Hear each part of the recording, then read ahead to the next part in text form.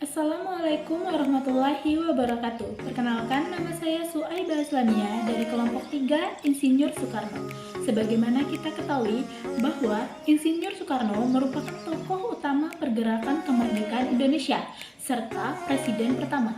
Tentunya, Insinyur Soekarno patutlah dijadikan contoh seorang pemimpin. Secara umum, kepemimpinan merupakan kemampuan dalam diri seseorang dan mencakup sifat-sifat seperti kepribadian, kemampuan, dan kesanggupan. Kepemimpinan tidak dapat dipisahkan dari gaya perilaku dan kedudukan pemimpin yang bersangkutan serta interaksinya dengan para pengikut. Kepemimpinan dapat diartikan sebagai kemampuan seseorang saat menjabat sebagai pemimpin organisasi tertentu dalam memengaruhi orang lain, khususnya bawahannya. Ini dilakukan supaya mereka mampu bertindak dan berpikir sesuai dengan arahan tertentu supaya tujuan dapat tercapai dengan mudah. Sementara itu, definisi pemimpin dalam Kamus Besar Bahasa Indonesia adalah orang yang memimpin. Jadi, seorang pemimpin wajiblah memiliki kemampuan untuk mempengaruhi atau memandu sekelompok orang. Salah satu sifat kepemimpinan adalah jujur. Memiliki karakter pemimpin yang jujur sangat penting dalam kepemimpinan. Karakter pemimpin yang baik harus selalu jujur kepada anggota tim atas setiap resiko yang diambil, baik itu mengenai kerugian maupun keuntungan yang dialami.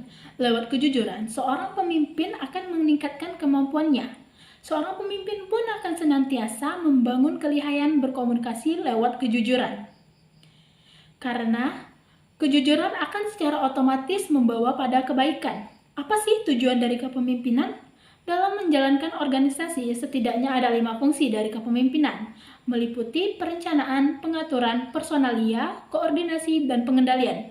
Yang pertama adalah perencanaan. Fungsi dari perencanaan dalam kepemimpinan organisasi memegang semua kendali akan perencanaan yang memungkinkan organisasi untuk berjalan lancar. Perencanaan mencakup pentafsiran tujuan untuk menentukan jalur yang paling efektif dan efisien untuk mewujudkan hasil tersebut. Umumnya, perencanaan itu fleksibel, sejalan dengan para perencana yang harus mengkoordinasi berbagai hal kepada semua tingkatan manajemen dan kepemimpinan dalam organisasi. Perencanaan juga melibatkan pengetahuan sumber daya organisasi dan masa depan tujuan organisasi. Yang kedua adalah pengaturan. Fungsi dari pengaturan dalam kepemimpinan adalah mengendalikan semua struktur organisasi. Struktur organisasi ini merupakan fondasi semuanya. Tanpa struktur ini, aktivitas keseharian dari organisasi akan sulit dan mengarah pada kegagalan. Pengaturan melibatkan pembuatan tugas dan tanggung jawab dengan keahlian khusus yang dibutuhkan untuk menyelesaikan tugas.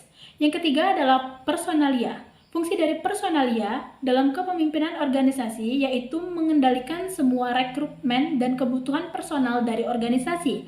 Tujuan utama dari personalia adalah untuk memperkerjakan orang yang tepat untuk posisi yang tepat agar tujuan organisasi tercapai. Personalia juga mencakup pelatihan dan pengembangan serta penilaian kerja. Tanpa fungsi personalia, sebuah organisasi akan gagal karena organisasi tidak didukung oleh tenaga kerja yang sesuai untuk mencapai tujuan.